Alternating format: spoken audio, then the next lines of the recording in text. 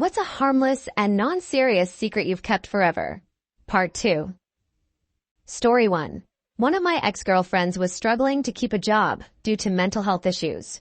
On top of the financial strain, it also did a number on her self-esteem. At one point, I encouraged her to apply to a job opening. She was just fired from a similar place after less than a week, so it took a little convincing. Eventually, she did. She got the job and managed to keep it for a year and a half, long after we broke up, which was quite a huge relief for her. What she didn't know is that the reason I urged her to get the job is because I knew her direct manager very well.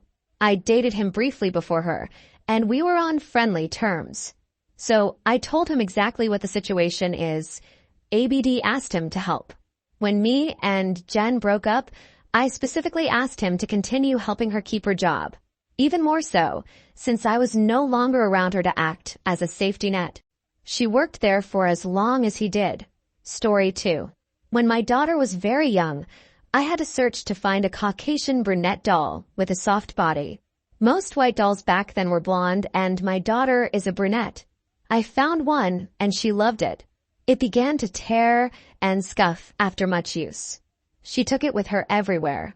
I repaired it many times, but it was getting to a point that I didn't have the ability to repair it anymore. That particular doll was so hard to find, so I wrote to the company and asked them if I could send it back to be repaired, and I told them why it had to be that exact type. They sent me the replacement doll free of charge. I told my daughter that they did fix her doll in their dolly hospital. Then I tossed her old doll in the dumpster at my work. She never found out. Story 3. The funniest one that came out years later, not forever but so funny, was my now girlfriend. When she had first come to live with me, she was so anxious about everything without a reason. It must have been the first month that we were living together. I had bought a very juicy sandwich for me to eat the next morning. I fell asleep, and she was up till late. She got so hungry that ate the sandwich at some point during the night, and she got so anxious about it that she told me the next day that she looked at it, and it had for some reason gone moldy, so she threw it in the trash. She kept that for years a secret, thinking that I'd be outraged knowing that she ate my sandwich. She told me years later. Every time we remember this, we always laugh about it. For context, I am the calmest person ever. She was just coming from an abusive household and acted like that because she wasn't allowed to touch food by her mother's rules if her mother hadn't said so. Now that she knows I'm calm and I don't react badly to things like that, she eats all my food, you guys. Story 4. Maybe weird, but definitely harmless. Sometimes when my boyfriend is sleeping, he's so still and quiet that I check to make he's still breathing and okay. Sometimes I just can't tell, so I put my hand on his chest and wait for it to move, then I go back to sleep. Makes me feel better, and it doesn't wake him. Story 5. Whenever I'm mad at my mom's boyfriend, I go to his ex-friend's car wash. He hates that man and would be pissed if he ever found I was supporting him. I spent around $20 to $30 on every little thing they offer and buy expensive air fresheners, too. I'm a car detailer. I clean cars for a living. I work in a shop, and my boss allows his employees to clean their vehicles for free on Saturdays. I spend $20 to $30 out of spite towards my mom's BF. Story 6. In high school, some organizations sold different colored roses, and you could buy one and have it sent to someone during the lunch period on Valentine's Day. I bought one for my longtime crush/ex-boyfriend/first love and had it sent anonymously. The money was going to a friend's org after all, and me and this guy already had a long history together. We were still amicable with one another. Why not shoot the shot again? Anyways, his name gets called up, and he takes his rose and goes back to his lunch table. I'm maybe a table away. He's all excited and surprised, no idea who it's from. People are oh-ohing and awing him. People are asking questions. He's being goofy with a flower. It's a whole sight with his friend group. Later on during the lunch period, he comes over to my table to talk with a mutual friend and puts the rose down with me before running off somewhere.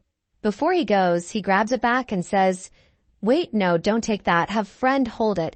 It looks weird, like I'm giving it to you if I leave it there." I don't think he ever knew it was me who sent the rose. Despite the sting that he wouldn't give me a rose, goodness forbid, it was worth it to see his surprise and joy when he received it. We never did get back together officially, but we reconciled a few years after.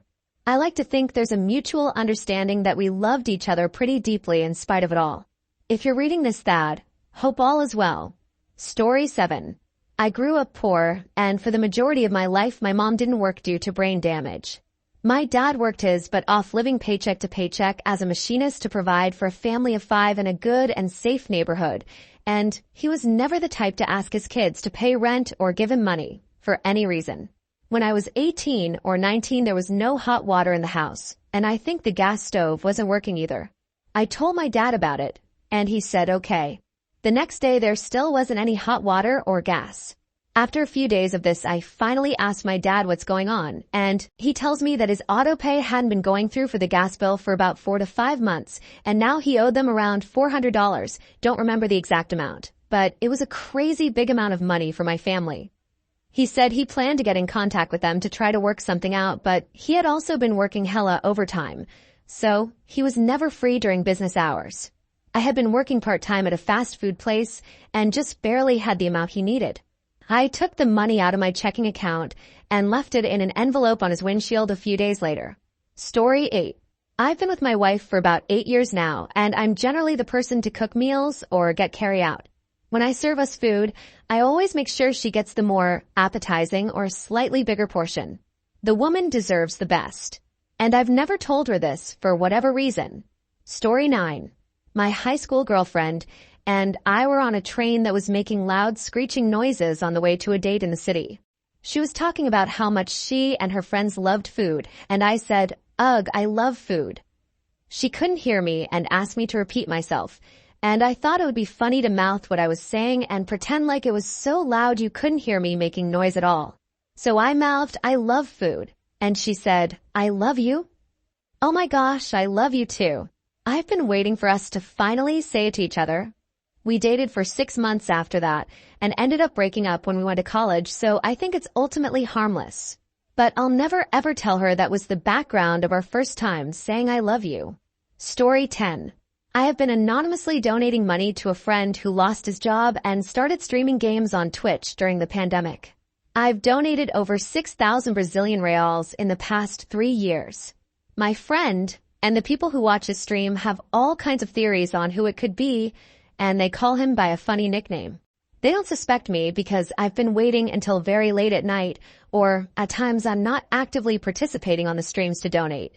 Also, even though my husband lost his job last year and I've been donating less, I kept doing it while complaining that we're broke. It's been hard, but we're not really broke.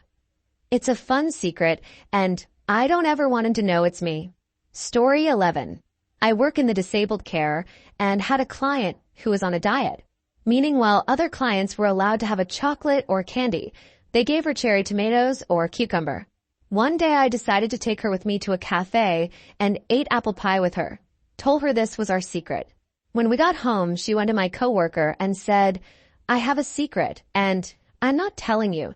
To this day, she hasn't told anyone, but my coworkers told me she always had this playful grin on her face when they asked her about it.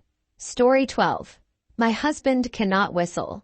I've never told anyone for no particular reason. If I ever find myself in a position where he has to prove he's real, that's the question I'm going to ask. Story 13. I gave my friend my rent money, which was $2,200 at that time, to pay for his first installment of his college tuition because he had an international student visa and he must register for classes every semester except summer, otherwise they would cancel his visa. I almost got kicked out of my place. I had to pawn a few stuffs and asked friends for money to come up with the $2,200. He still doesn't know about it, and he's financially stable now because he finished college and got a nice job. He switched up after he got the job. God has been so good to me and blessed me with way more than that, and I'm grateful. I still hit him up sometimes to ask him how he's doing. The conversation is always awkward. He has come a long way, and I'm very proud of him. Story 14. I watched my son take his first steps a couple of hours before my wife came home from work. Didn't tell her. After she got home, we watched him take his first steps together. I also spilled a beer on my baby girl one night while I was playing Halo. Story 15. When running a D&D campaign for my niece and nephew, I got tricked into them stealing a sky pirate ship that was raiding an area they were adventuring in. To this day, they still bring up how they got one over on me and had a great adventure on a skyship. I always pretend to be annoyed by their shenanigans, but inside, I am always secretly tickled. Story 16. When I graduated college, we went to buy me some clothes to wear from the mall for the graduation. I am a guy who doesn't like to shop, so I underestimated the cost.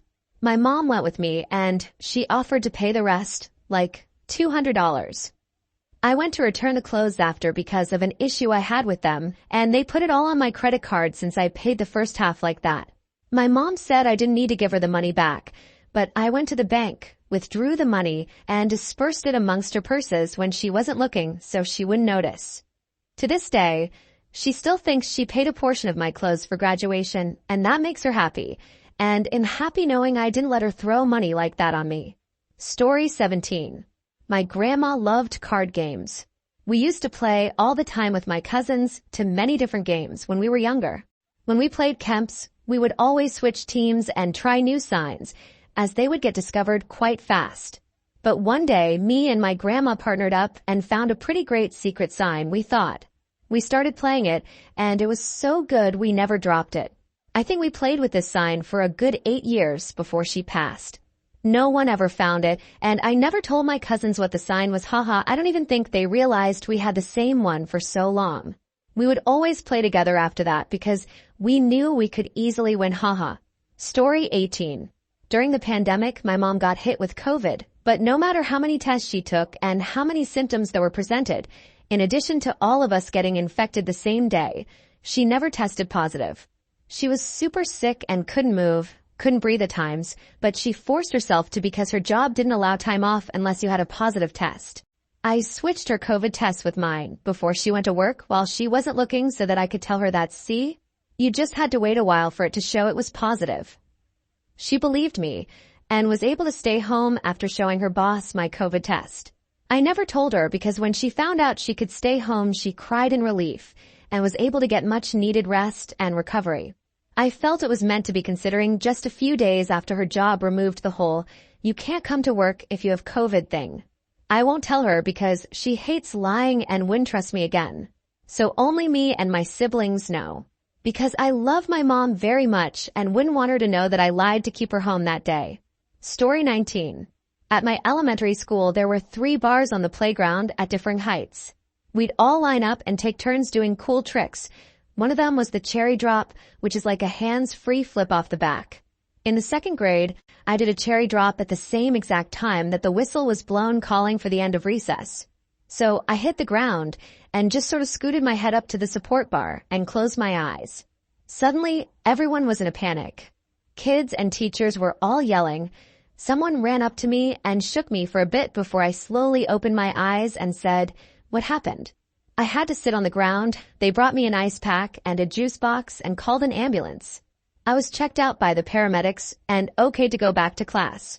It was nuts and everything spiraled out of control so quickly that I didn't know how to backtrack. Of course, I was 6. I did find out that after that incident, all teachers were made to wear walkie-talkies to quickly report any emergency. So I think in the long run, maybe I ended up saving someone's life who was actually in danger. So you're welcome. But yeah, to my grave that one. Edit. They also banned cherry drops after that, so I am sorry for that one. Story 20. In high school, I was considered popular. I won prom queen, homecoming queen, voted most likely to succeed, and so on. One day, I was super bloated and went to use the bathroom where I took a massive shit, lol. So big in fact it clogged the toilet and I couldn't let anyone know I clogged the toilet.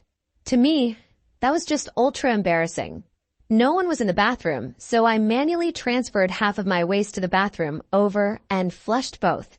Looking back on this, I'm surprised I did this to protect my reputation at the cost of being disgusting. Now, I couldn't care less. Story 21. I used to work at Chick-fil-A and spent a lot of time taking orders. I saw a lot of guests who you'd think had the worst day ever. Some people even came through with tears in their eyes. I always made sure to promo out one of their items for free and never told them. Sometimes I even gave them their entire meal free. I just hope it made even a little difference in their day. Story 22. When I was a kid, 90s, I spent a lot of my time and pocket money in joke shops. I love them. One purchase of mine was a curry-flavored tea bag. I put it in the tea container with all the other tea bags. I knew which one it was from a slight color difference. A few weeks later, my older sister had royally pissed my mother off about something or other and was told to make her a cup of tea and go to her room. Me and my sisters were always slaves to making tea and coffee for my mom. I heard an almighty, "What the hell is this? You think this is funny?" Then the sound of my sister running for her life and my mom chasing her like a Tom and Jerry cartoon. To this day, my mom thinks she put a teaspoon of curry powder in her tea and has no idea it was my joke tea bag. FYI, my sister was a jerk to me growing up, so had it coming, no remorse. Story 23. When I was 18 and still living with my parents, I burned a lot of incense and sage regularly. One morning my dad asked me to stop burning so much sage because it was getting too intense in other parts of the house and it smelled like pot. It's totally true that sage can smell like weed to someone who isn't familiar with it. I told him no problem. Dad, I was smoking pot. In my room, with the windows shut, burning incense, like a fucking dumbass. Story 24. Not my story, but at my grandmother's funeral my aunt went up and talked about her. During the speech, she mentioned a story to illustrate how no-nonsense my grandmother was. Apparently, my grandmother bought some expensive award-winning head cheese from a fair and told her kids and her nieces and nephews that were staying over not to touch it, 'cause she planned something for it that weekend. Next day it was gone, no one fessed, so all of them got a whopping. A couple people after my aunt spoke, my uncle came up. He sheepishly looked around and just went, "I ate that head cheese. It was so good." And all of my uncles and aunts that got beat back when stood up shouting, "I always knew it was you. You let all of us get it." And everyone uproared in laughter. Story 25.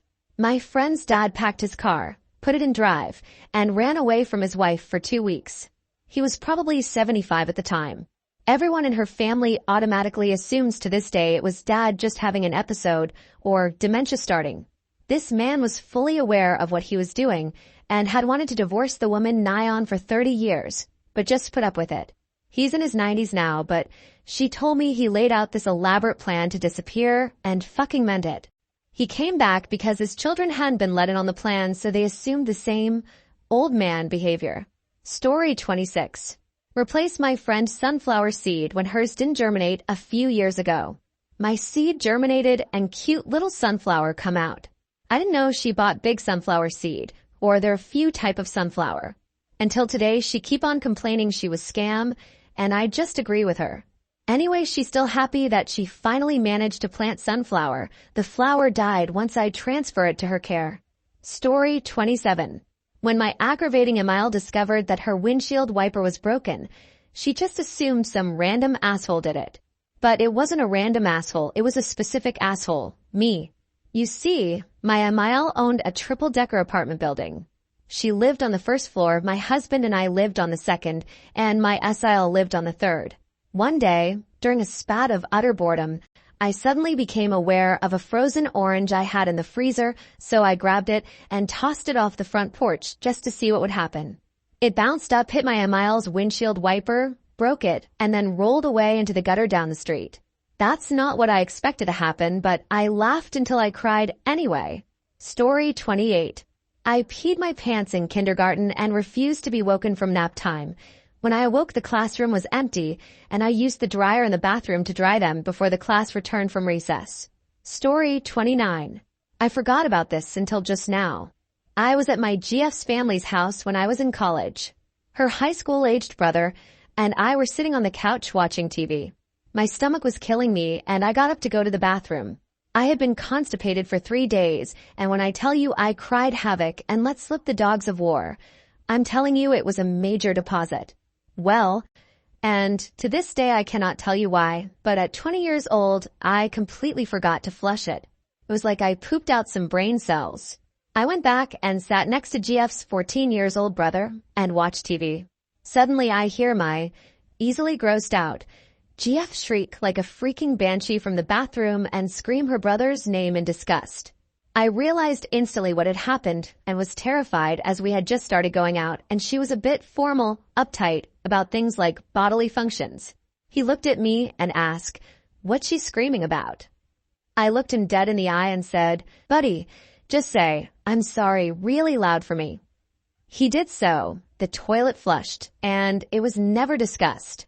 That was 32 years ago. Story 30. Caught my stepfather sharing a beer with his horse. He told me not to tell anyone. Story 31. My parents had a pretty bitter divorce, and my mom always made sure we knew that our dad was a draft dodger who went to county jail rather than be drafted to Vietnam. She never specifically said what he went for, but told us he could have paid a fine and gotten out. While using newspapers.com to do some genealogy, I found the real reason. She was wrong. It was bad. I have never and will never tell my siblings. Story 32. My then boyfriend and I were only dating for around 5 months when I got very bad bronchitis and asthma, but had no insurance. It was a struggle to afford treatment, and it kept coming back. Out of the blue, my boyfriend proposed to me, so we could just go to the courthouse and get married in secret. That way I could be on his insurance and get better. I declined because it felt too sudden, and eventually I went through my treatments and got better. A few months later, we were able to qualify for insurance via domestic partnership. This was 9 years ago. We did get married 4 years ago, after he was diagnosed with a terminal illness. He passed away last year, but that's the type of person he was. He'd do whatever he felt necessary to help others. Story 33. When I first started dating my wife, we were both recently divorced. I was fine financially, but she was really struggling to get by while raising her 2 teenagers. She had a Pontiac Grand AM that she had bought new about 4 years prior, aka out of warranty. It started having increasingly expensive problems. By this time we had been dating for 3 or 4 years. Every time I would go in the shop, I would call the service manager and ask him to tell her that Pontiac was taking care of the repair, but I would pay for it.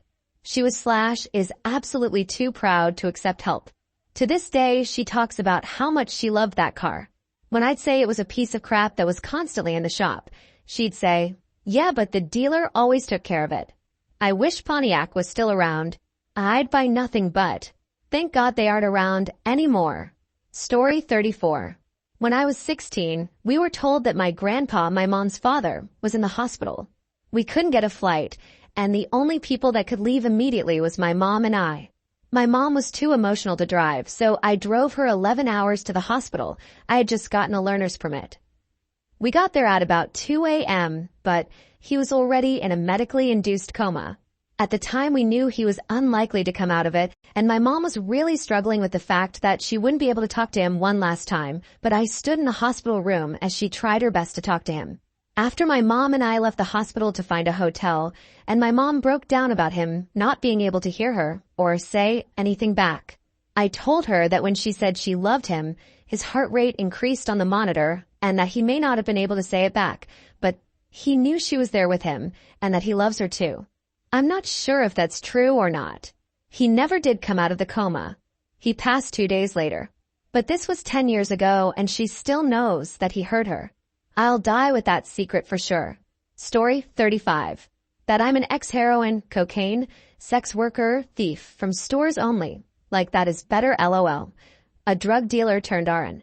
My interesting past is over 20 plus YRS ago, so it has given me the wisdom to help my array of PTS even more so. I don't regret my past. It's made me who I am today, and I love who I am today. But the medical field is sadly very discriminatory, even though they say it isn't, it is. No one knows. Only my husband and a few very, very close friends. It should be something I celebrate. Not many make it out alive from what I went through for over a decade. But I work in a field where if PPL knew, it would only cause me problems and discrimination towards me. So I continue to hide my past. And I will forever. Story 36. That my parents helped the police get a drug dealer. The police placed cameras on each sides of our house to get the drug dealer that lived in the house in front of us. The dude got caught. I never told a soul about it. My parents didn't tell me about it until last year. This all happened around 2006. Story 37. 18 months before my dad died from a heart attack, I saw him at Home Depot holding hands with a woman that wasn't my mom. I never told any of my 5 siblings. Story 38. I've fed and clothed hundreds of homeless people. Because I'm a bit of an unsociable private person who has boundaries, many people in RL assume I'm a selfish snob or judge me and think I'm a bitch. I'm never bitchy or nasty to anybody in RL. They act like I wouldn't help anybody because I don't give in to their whims and demands, and also because I don't really like engaging in small talk with them. They think because I have a good sense of style and a well-groomed appearance that I'm spoiled, and I think I'm better than everybody else, and I have never been through any hardship, but that is the furthest from the truth. I've secretly fed and clothed many homeless people. I even helped some get permanent housing, but I keep this quiet in RL. Why? Because I don't believe in bragging and telling other people about my good deeds. I feel by doing that I'm undoing all of the hard work and selflessness of it all. I also don't like to expose vulnerable people who I feel deserve privacy and confidentiality. These people are not toys for our entertainment and puppets to inflate our egos. I did not mind listening to or engaging in small talk with the homeless people I help, however. I used to let them talk away and listen to their stories, their problems, and give them the chance to express themselves. I try not to talk over the conversation or steer it in a direction that's about me. I try to keep people out of my private life because I've experienced a lot of betrayal. That is my boundary. I don't invite guests to my home anymore, and I like this part of my life all for me, and there is absolutely nothing wrong with that. I have no time to gossip about other people or spend hours moaning about everything that pisses me/them off. I just feel it's a waste of time, and I'm not willing to entertain it. Story 39. I broke a blade off this watch type thing that fired the spinny thing that had the blade that my friend had literally just opened for his birthday at the birthday party I was at. I shoved it down the side of the cushions and hoped no one would notice. Story 40. My cousin and I, about 8 or so, were out in my aunt's neighborhood, which neither of us lived in, so nobody knew us. We happened to see a boy outside playing with one of those foil weather balloon things that kids sometimes had back then. I was really curious and went up to touch it, but I used too much force and popped it. It tore and broke, and the kid was super upset. My cousin and I didn't know what to do, so we just ran back to my aunt's house and acted like nothing happened. We never heard anything about it again, but I have felt guilty for that ever since. Story 41. When I was a kid, me and my sister used to play duck hunt. It was a competition, and I always won. I never told her second player can control the movement of the flying ducks. Story 42. Where we used to live, we were part of a very small church. The young pastor and his wife were expecting their second baby, and she was experiencing terrible nausea. One day, I went to the store and picked up some C-bands and all kinds of different types of snacks and drinks that were helpful for nausea. I wrapped everything as a gift basket and wrote an anonymous rhyming note in a card with it. I waited until it was almost time for the pastor to come home from work so that it wouldn't sit out on the porch as there were perishables in it, and drove over and set it by the front door and left. Obviously, this was before everyone had cameras. We had a group meeting scheduled at their house a few hours later, and I noticed she was wearing the C-bands. She told me about how someone left the basket out on the porch. She got emotional because she said she'd been really struggling, feeling so bad physically and trying to take care of a toddler while feeling a bit homesick not having her mom nearby for emotional support. She commented on how sweet it was. I agreed and immediately named someone else in our church as the likeliest suspect. We as a family ding-dong ditched another family a few years later with all of the ingredients for a nice Christmas dinner and Walmart gift cards for the mom to buy presents for the 6 kids who lived in the house. That's the downside of porch cameras. Our days of anonymous gifting in that way are over. Story 43. My brother-in-law grows weed legally, I'm in Canada, and makes I think it's called hash. He gives me some, I don't smoke, and I give it to my son-in-law. My son-in-law gives it to his dad, who smokes it in his garden shed when he needs to get away from his crazy wife. Story 44. It's not my lie, it's my mom's, but I will forever remember the day I asked her what actually happened. Never told my little sister though. My dog had puppies like a month and a half, give or take, before Christmas. They were adventurous little turds and followed their mom everywhere. Well, my mom had let them out on Christmas Eve after all of us kids had gone to bed. Unfortunately, we lived on the main road going in and out of town, meaning we got all the traffic and lots of times people flying by without a care. Sadly, Mom didn't notice as they wandered out into the road and sadly lost our dog and 6 out of 7 pups. My poor mom had to scoop them all up and bury them in the backyard that night. Christmas Day, we wake up all confused looking for the puppies because they weren't in the kennel. All but the one, of course. My mom told all of us that Santa had a lot of wishes for puppies and asked if he could take Mama and the other puppies for all the good boys and girls. He let us keep the one because we were extra good for letting him have the others. I was 20 when I sat in the kitchen talking about our old holidays when I thought to ask. I won't be asking my mom what other little lies she told us to spare our childhood innocence, and like I said before, I never told my sister. Gotta give it to her for holding on to that secret forever. She even hesitated when I asked, not wanting to bring up how sad she felt for us all that night, and how sad she was herself. Love you, Mom. Thanks for sparing the heartbreaks. Story 45. When I was a bartender, one of the cocktail waitresses was going through a rough time. One night, after closing, I was smoking on the back patio, and she was cleaning and telling me she wouldn't be able to go on a trip with friends, and was crying a bit. While her back was turned, I took $300 bills from my tips that night and threw them on the floor. When she found them, she asked if they were mine, and I said no. She was so happy and excited about the find. She had a great time with her friends. Story 46. My daughter has a favorite stuffed animal we bought a while ago in Japan.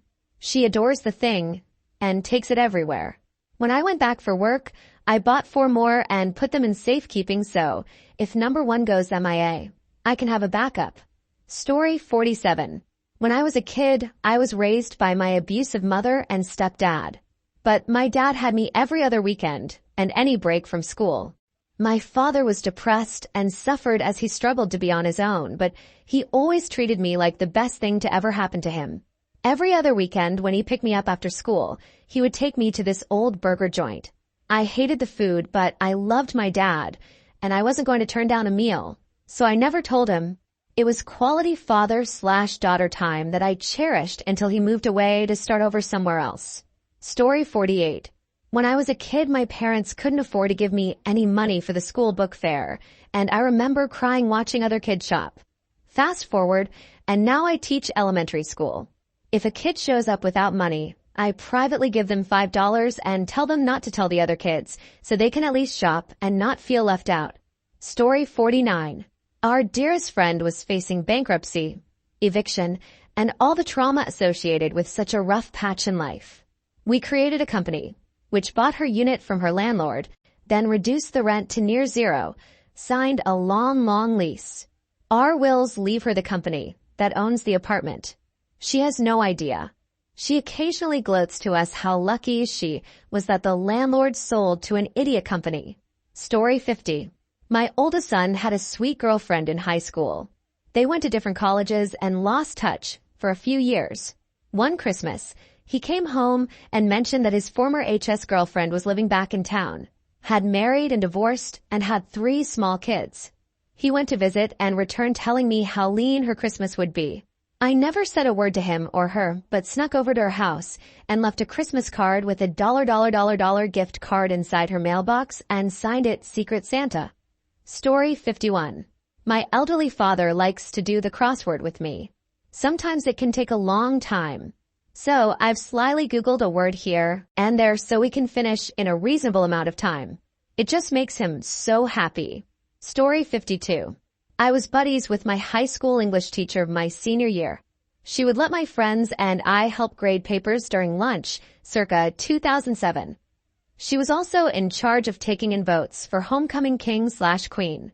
The typical mean girls in our grade were the nominees, but so was one of our pals, a sweet little horse girl who he thought was more deserving of this silly little crown. After looking at current votes, she was, as expected, not going to win. Our teacher friend stepped out for a little while one day, and we hastily threw in about 100 extra votes for our pal. She ended up winning, was super stoked, and we never told her we were the reason why. It was pretty entertaining seeing how upset the other girls were over losing the big crown to the humble horse girl. In tears upset. Story 53. I wrote almost all of my non-essential or disposable income off for 5 years so I could afford electrical service to people in underserved communities of Atlanta. I did some in-house finance deals where I did the jobs for the down payment at a loss to myself, elderly discounts at a loss, charity discounts at a loss, and so forth. I don't tell people, but they usually appreciate it. It adds value and stability to their homes, so it helps me in the long run. Story 54. This just happened over the past few months. My wife's best friend since college has 2 beautiful kids and a deadbeat for an ex-husband. Her oldest was graduating high school this past spring, and while she makes enough to support herself and the kids, it's tight. Her ex contributes nothing or very little. Back to graduation. Ex was supposed to pay for the venue for the grad party. Shockingly, that didn't happen, so mom covered it, but then didn't know how she was going to cover catering.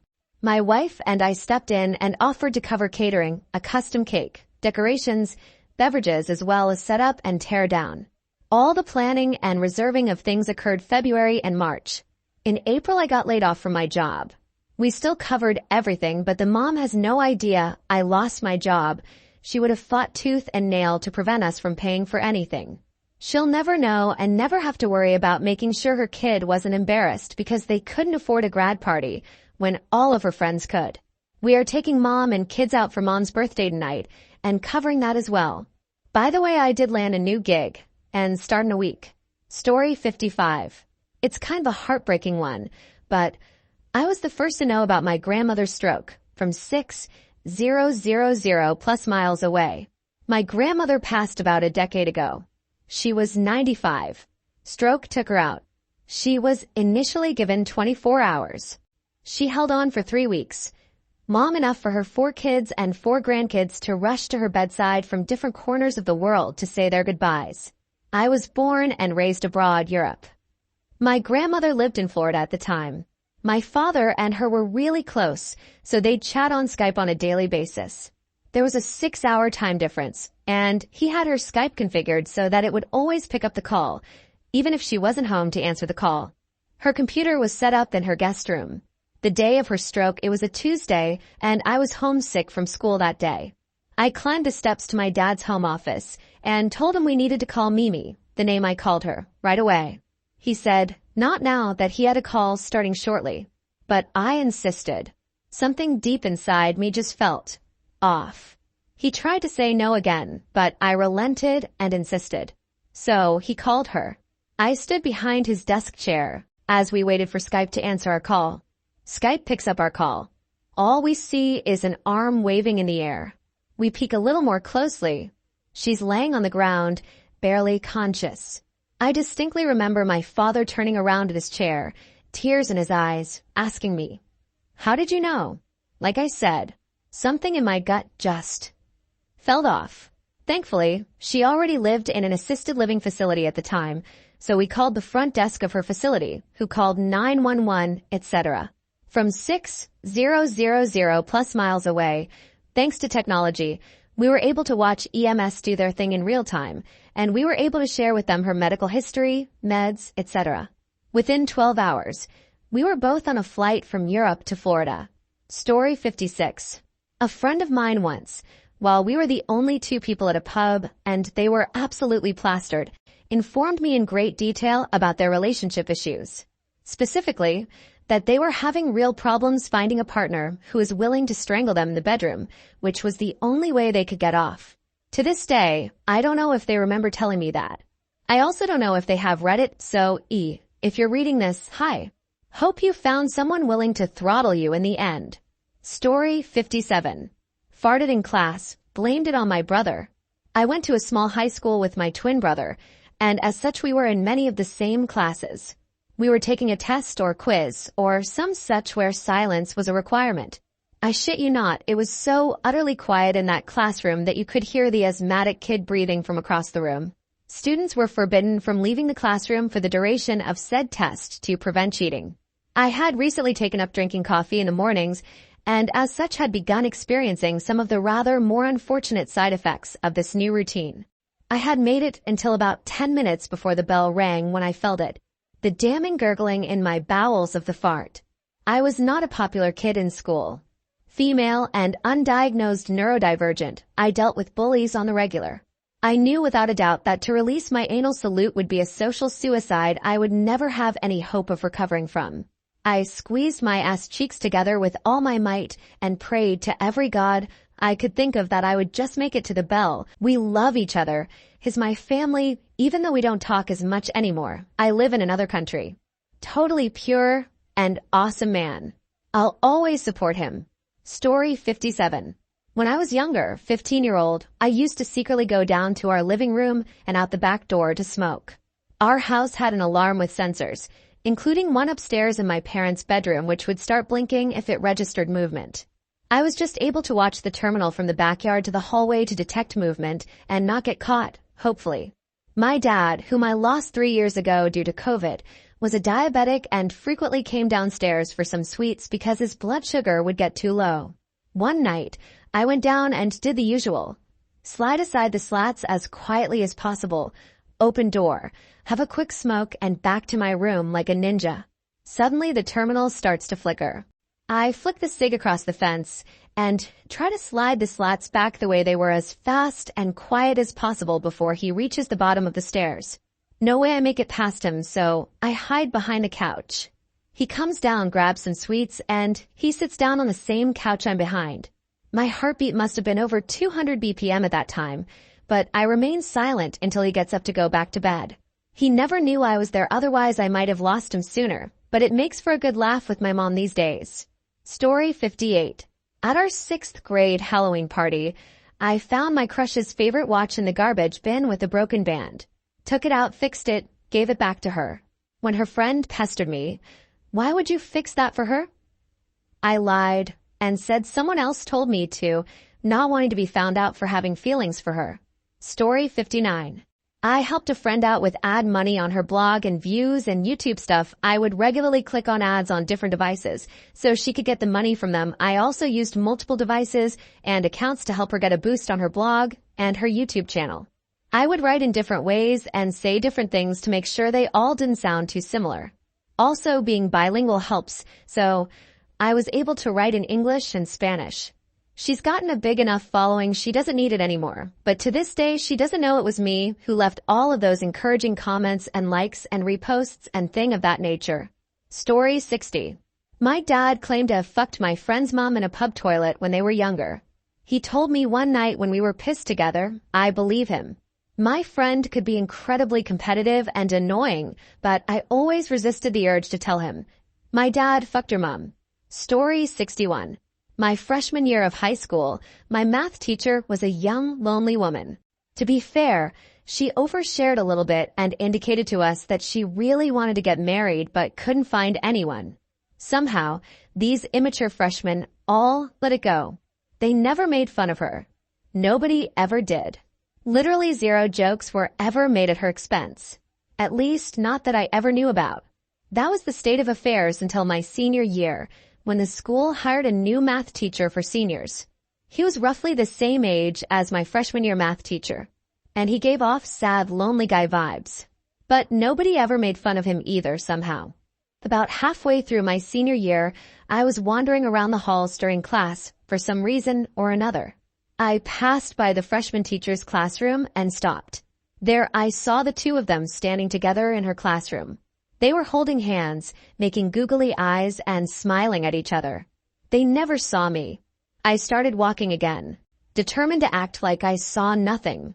I never told anyone because I was concerned that if those teachers hadn't been made fun of for being unhappily single, which was sort of a miracle, then their luck could run out now, and they might be subjected to inappropriate jokes for finally meeting someone. And I didn't want that. As far as I know, which isn't saying much, their relationship never became public knowledge while they worked together at the school. Story 62. My parents bought me a book of world history when I was a child. It had beautiful illustrations.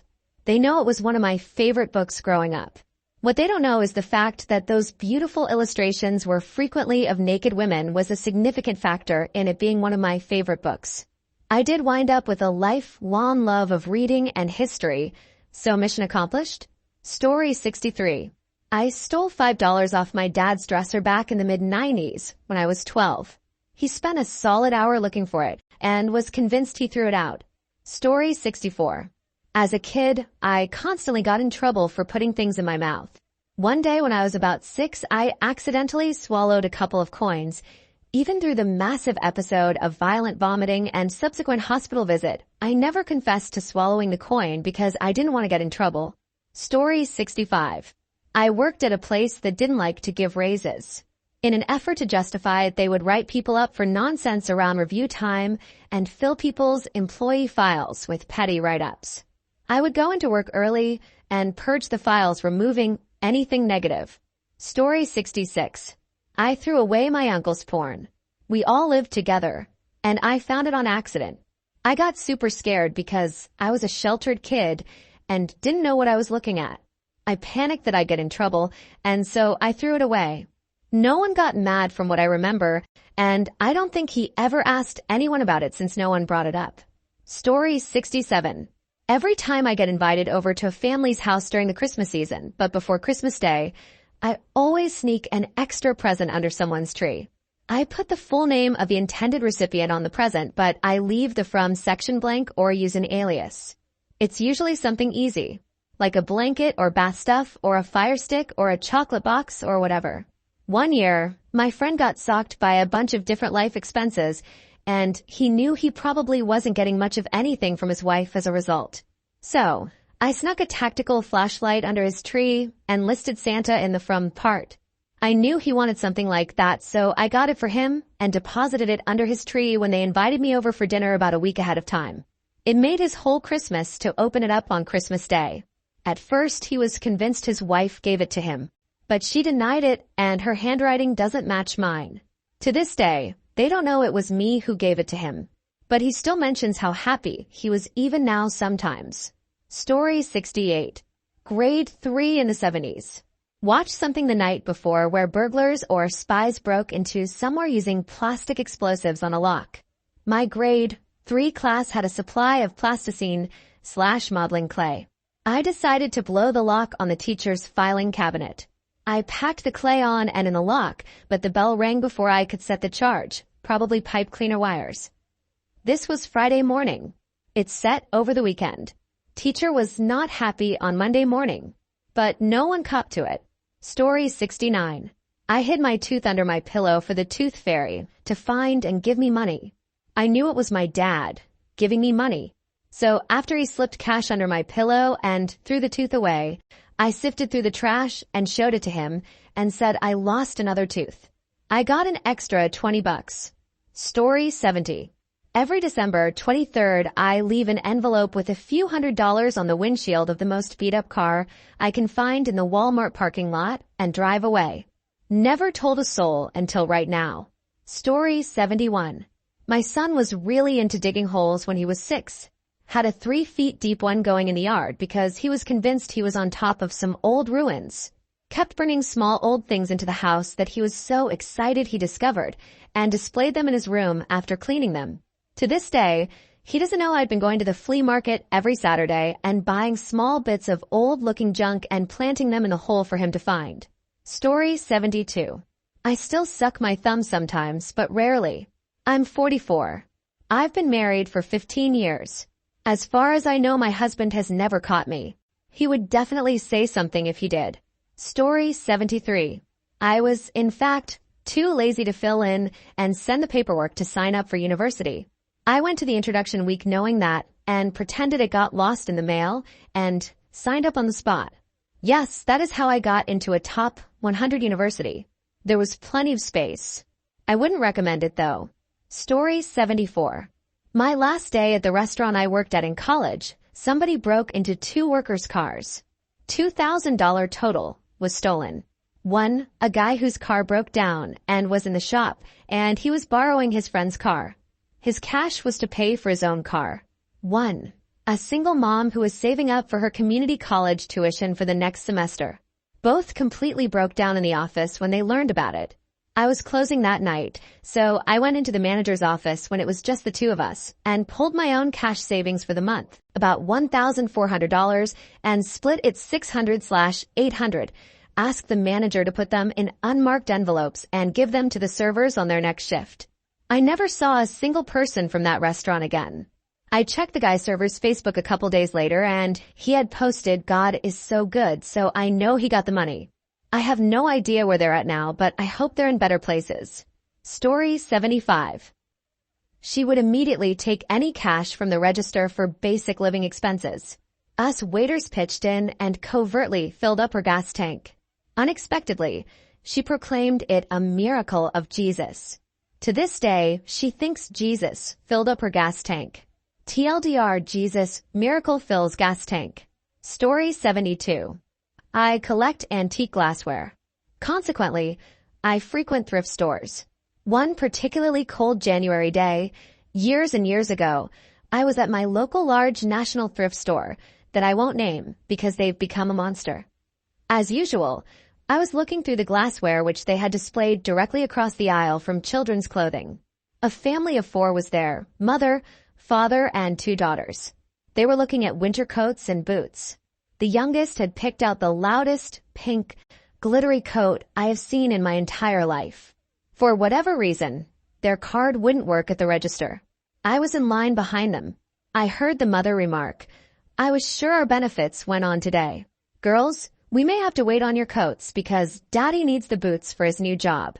I don't have enough money for boots and coats, and I can't get the card to work." As cashier number 1 kept trying their card, cashier number 2 offered to check out my purchase at the register on the other side. I told her to put their order on mine and to not mention it. She gave me a conspiratorial smile and nodded. As I gathered my things and left, I heard her say, "Let me try my machine. Sometimes that one is so finicky." Satisfied that I had released some positive energy into the world, I went home and never thought anything more of it. Until the next week, I stopped by after-school care one late afternoon to pick up my youngest daughter. The kids were out on the playground. My daughter came running up to me with another little girl in tow whom she described as her new best friend. The girl told me that she was new to the school. Their family had recently moved to our town because her father got a new job here, because his old job closed. It was then I noticed the pink, glittery coat. True to her word, my daughter has been best friends with that girl since that day. I've become friends with the girl's mother and father because of her friendship with my daughter. The father quickly rose in the ranks of our local factory. He's now a manager. The mother and I have run fundraisers for various local charities, and at one point we worked at the same place. She doesn't know that I helped her family when they were at their lowest point, and she never will. Story 73. When I was 16, I crashed the neighbor's motorcycle and tore every tendon in my knee, including ACL/MCL. My mom had yelled at me that morning, "You better not ride the neighbor's motorcycle," before she went to work, so I couldn't tell her. I managed to limp around and hide the injury for a week before telling my parents I fell down the stairs. Ended up needing ACL replacement surgery. That was almost 30 years ago, and I've still never told my parents the truth. Story 74. One of my kinks is consensual non-consent. I have never let a partner know that, and I will never unless she says it's also her thing. With the amount of women that are also survivors of rape, I'm not going to put that thought in my partner's head. Vanilla sex is fine with me. It's a kink, not a fetish. There are so many ways to get it on and spice up sex that it's just not worth it to trigger the one I love and have her see me as some sort of monster. Even mentioning it could be a breach of boundaries, and even though it goes completely against my ethos of complete and honest communication in a relationship, it's still something I will always purposefully neglect to mention. Story 75. My grandfather was the baby of the family and the first one born in the U.S. His older siblings were 20-plus years older and born in what was then Prussia, and they all came to the States after WW1, or so the official story goes. There are some unexplained gaps in the stories and timeline that don't quite add up once you start digging. Once his health started failing, he knew he was getting closer to the end. I was alone with him, and he told me that he was the only one left that knew the real story but wanted me to know. He never really swore me to secrecy, but I've enjoyed knowing that I'm literally the only person in the world that has the actual details. I wrote it in a letter for my son that's in my safe, so the story won't die with me. Story 76. I made a big promise and then went back on my word. My SD came out to me as bi before she came out to her dad. She specifically asked that I didn't tell him. She wanted to tell him herself. I promised. I was worried, though. My husband is a good dad, but I was pretty sure his initial reaction was going to be the wrong one. I tried to keep my word. After seeing something on TV about being gay, I casually asked, "What if one of your kids was gay?" I know gay and bi are different. I was just playing off the moment of gay TV and trying to open the subject. As I expected, his first reactions were all wrong. They're too young to know. They shouldn't label themselves so soon. They should keep it secret so nobody is mean to them. What if they change their minds and want to have kids? They don't seem like the type, and so on. I was getting frustrated trying to guide him to more appropriate comments without breaking my word. Finally, he asked, "Why are we even talking about this?" And I had to come clean. Then I asked him to put himself in her shoes and think of the first and most important words she needed to hear from him in that moment. Well, I love her no matter what, and I accept her. I told him to say that and forget about all that other stuff. I knew he knew the right answer. He just had to get past all the initial reactions that weren't what he really wanted to say. He just needed a little coaching. Then I swore him to secrecy. 2 days later, she came out to him. I was there. He said everything right, and it was a really special moment between them. She's never going to know I broke my promise. 10 out of 10 would do it again. Story 77. When I was in junior high, my class had a week away at a nature camp an hour or two north of us. The man who ran the camp's educational program went by a mononym, Jones. More than just a nickname, Jones was supposedly Jones' only legal name. At the end of the week, a small group of us asked Jones the story behind his name, and he said that he'd changed it after going only by his last name because he'd been saddled with a very clunky 18th century type name at birth, which he didn't like having to use, so he chose to get rid of it. He told us his original name, swearing us to secrecy. It's been 20 years, and I've never repeated it. I'm not sure if it's true or it was just a goofy story he made up to entertain kids, but regardless, I was asked to keep a secret, and damn it, I have. Story 78. This was roughly the year 2000 or so, and while on a boozy night out with some friends, I noticed a girl who I had a crush on for a while come into the bar. A little while later, I was talking to her, and things were going well until Dave and Charan came over and joined the conversation by asking if the cream I got from the doctor had cleared up my little problem, then walked away, leaving me there trying to let this girl know that he was just taking the piss. Well, she lost any interest and went back to her friends. Damn it, Dave. Curse you to hell. Later on, Dave invited us to crash at his place as he only lived a mile or so from the pub a few of us went and spent the night there. This was Dave's fatal mistake.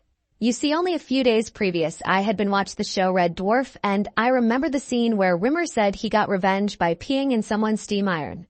Well, everyone was still sleeping, and I was already in the kitchen making some tea, alone. Can you see where this is going? Yep, that's right, I grabbed a bread knife and murdered the bastard as he slept. Story 79.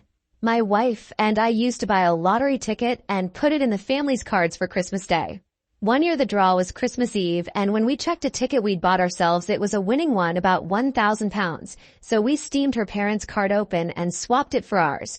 Totally worth it to see their faces when they opened the card and checked the numbers, as they never really won anything. We're not loaded, but knew it would mean more to them than us. Story 80. Years ago, and my stepdad was in the throes of dementia, and it was pretty bad. His wedding anniversary to my mom was coming up, and I knew my mom was feeling down. So I went to the jeweler's store and picked out a beautiful bracelet and a lovely card from him. I took him aside when my mom wasn't home and told him it was their wedding anniversary coming up. He said he didn't get her anything because he didn't know. I said it was okay. I had gone to the store and picked up a bracelet and a card, and I got him to sign it. He started crying. He said this was the nicest thing anyone has ever done for him. We sat and had a little cry together. Their anniversary was the next day, so I showed him where I hid it, but I knew he'd probably forget. So I told him I would come over the next day to visit. I came over the next day, and my mom had given him a gift and a card, so I prompted him and said, "Oh, where did you put my mom's gift?" He just looked at me confused and said, "I don't know." I said, "I think I remember," and I went upstairs to get it. When I brought it downstairs, my mom was confused. She knew he couldn't have gotten there on his own, and because he kept losing his wallet, she had previously taken his wallet away with his cards and hid it somewhere. I hadn't accounted for this. I told her that one day when she had gone out grocery shopping with her friend Tim, and I had gone to the mall, and he had picked it out for her. But my mom was upset because his dementia was so bad, she couldn't understand how he was able to pick this out and where he had gotten the money to do it. I lied and said I had reminded him of the anniversary. He had some money stuck away in a drawer and that he wanted to get her something. But she was questioning her own sanity and if his dementia was as bad as she thought it was if he was able to pull this off. I ended up confessing that I had indeed picked it out, but that he had asked me to during a lucid moment and had paid for it. Although I planned on taking the secret to my grave, I felt like I had to tell her for her own sanity. Story 81. I had the luck that a lot of time in my life, I was better off than my friends. Well, luck and success. Nonetheless, I don't like seeing people suffering. I've gifted so many smallish things while grossly lying about their value or claiming I didn't need them, which was correct. I, however, only bought them to give away. I'd do it again in a heartbeat and occasionally I do get the chance. I like seeing others happy. And I knew I'd had the source to get that small bit of money back. Story 82. I pranked my best friend/roommate by making him think I put his number on Craigslist for an ad where he's looking for other men. Then I used an app to get new phone numbers and kept texting him with different numbers asking if he'd like to meet up after seeing his ad on Craigslist. I'd send him different pictures of men I found on Google. Some pictures were more intimate than others. He got so riled up about it because I kept sending him messages at the most inconvenient hours of the day. This lasted for 2 to 3 months. Eventually, he figured out that it was me and that I made an ad on Craigslist with his number. He was so proud of figuring out that he had caught on to my prank, so I never told him that it was all just me. In reality, I left my laptop out in the living room for him with Craigslist open in a tab so he could see it when he borrowed it that day. It's been 7 years since I did that. He's sitting across from me right now and just brought it up again. He thinks it's funny, but still tells me that I need to get better at pranks. He's told this story to everyone in our friend group about how he caught me so easily. Don't have the heart to tell him that the real prank never stopped. I've only told one of my other friends the real story, and he dies laughing every time my best friend brings it up. It was just a dumb prank, but never thought it would last this long. Maybe I'll tell him one day. Story 83. When my son was 7 years old, he wrote a letter to the Boston Red Soxes. He checked the mailbox every day, but nothing. My sister-in-law has a friend who works in their front office. She found out about it, and her friend sent him the most extravagant box of fan gear, including a bobblehead and replica World Series ring. That was 9 years ago, and he still has no clue. Story 84. One year I spent the summer in California. The trip was awesome and everything, but on the last day a bit before we had to head to the airport to leave, my mom wanted to stop for souvenirs. I was 12 at the time and went to wander the souvenir shop myself while she was looking at shirts or something. I came across these shelves of glass figurines, mostly typical souvenirs. But I'll never forget the sight of a bright red glass apple with a gold leaf on top. I reached up and grabbed it, held it in my hands for a minute before my mom started yelling for me to come on. We had to go. So I reached back up to put the apple back on the shelf when it slips from my hands and ends up landing on the next shelf down. I winced and closed my eyes as the glass apple hit the equally glass shelf. When I opened them, I was relieved to see nothing broken until I picked the apple back up to sit it up straight. Then I noticed the leaf had been broken off. I felt so panicked and flustered I just left it there and ran out to the car waiting to go to the airport. I've never returned to California since that day some 20 years ago. Story 85. Growing up, my family was super poor. Every once in a while, my mom would get us a pizza for dinner on payday. It was just my mom, my sister, and I at the time, and there would always be 2 pieces of pizza left over that my sister and I could split for breakfast the next day. I didn't want my sister to be hungry, and knowing that 1 piece of pizza wouldn't fill her up, I'd let her have both pieces and just say I didn't want any, and that if she didn't eat her crust, I'd just eat that. In reality, I wanted that pizza so fucking bad. Pizza has always been my favorite.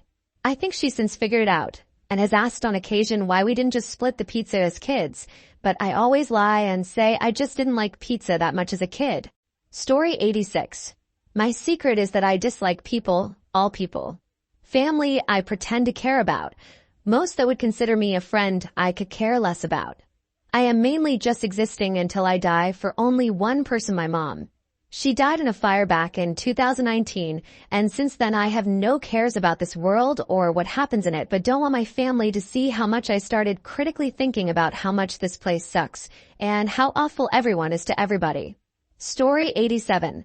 I've now told my parents about this. I'm in my 20s now, but when I was in second grade, I felt really gassy and weird, but I thought it was a fart, so I decided to let it rip in the hallway at school. I immediately had a bad feeling, so I went to the bathroom to see what was going on. I had totally shart myself. Wet hot shart. So I told my teacher I was sick and needed to go home, and I called my parents, and my mom left work and drove all the way across town to come get me. I kept claiming how sick I felt, but in reality my underwear and my favorite purple leggings were full of shart. Looking back, no way I was as sly as I thought I was being. Either way, I didn't come clean for about 15 years. Story 88. When I was a kid, I took a quick peek into one of the Christmas presents with my name on it, and then felt so guilty about it that I prayed for forgiveness. On Christmas, when I actually opened it, it turned out to be something completely different than what I thought it was because I didn't peek long enough to even identify the gift contents. LMAO. Story 89. I save a large chunk of my money to open up a charity fund for single parents trying to recover with their child from an abusive parent. I'm a product of this. I had an extremely abusive environment as a child. My father sacrificed everything to save me. After college, as luck/effort would have it, I have become very successful at a young age. My close circle, and even my father don't know. Nobody really knows. Recently started seeing a therapist. She kinda knows. Not really though. Somewhere in a bank account, there's a big chunk of cash that's gonna start something to help kids like me when nobody else was there. I've made a lot of dumb decisions. I've done a lot of stupid shit. Unfortunately, I've hurt some people I've cared about along the way. I'm probably still emotionally stunted too. But I'm gonna help some kids. I promise that. Story 90. We had a young lady at my kid's high school that showed livestock. She was a senior. The animal went up for auction and no one bid on her pig. She was devastated, so I formed a letter from a fake LLC that said we'd like to purchase the animal for breeding purposes and included $500 in cash. It went to say that she'd contacted by a transport company to come pick her prize-winning Chester hog.